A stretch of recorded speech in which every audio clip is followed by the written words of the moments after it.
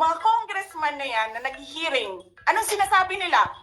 Pagkatapos, pag na-off na ang mic, pag wala ng media, pasensya na kayo ha. Kailangan kasi namin ng pera. Mag-eleksyon na kasi.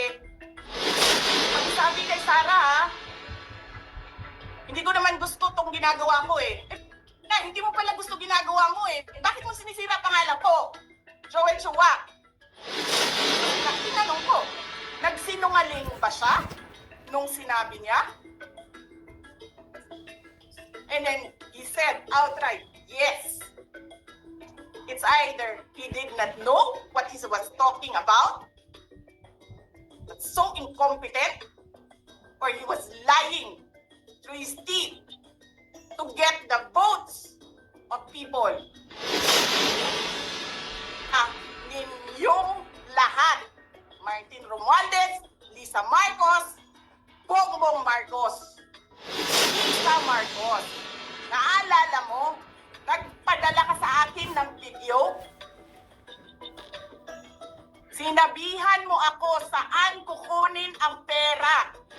Send me written instructions about money. Millions a month. Anong nakalagay doon sa envelope? DepEd. Anong ginawa ko? Binigay ko sa DepEd.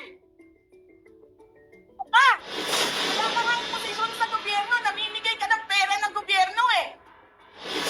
Sasabihin nyo sa mga tao, nakaw yan, confidential funds yan. Niwala nga kayong isang proof na confidential funds yan. Naniwala lang kayo sa isang babae na ang pangalan ay Gloria Mercado na nagsabing confidential funds yan, na hindi nyo nga nilabas na wala pang confidential funds, meron ng white envelope. Kasi 2022 pa lang,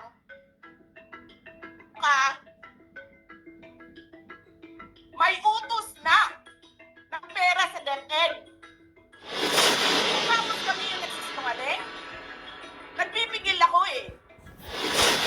Tapos ganyan, ang gagawin ninyo sa amin dahil hindi kami sumusunod sa inyo. Presidente ka, may speaker ka na involved sa bribery ng Supreme Court justices. May video, may kaso, may witnesses. Hindi mo tinanggal yung speaker mo. Pinabayaan mo siya abusuhin ang pera ng bayan.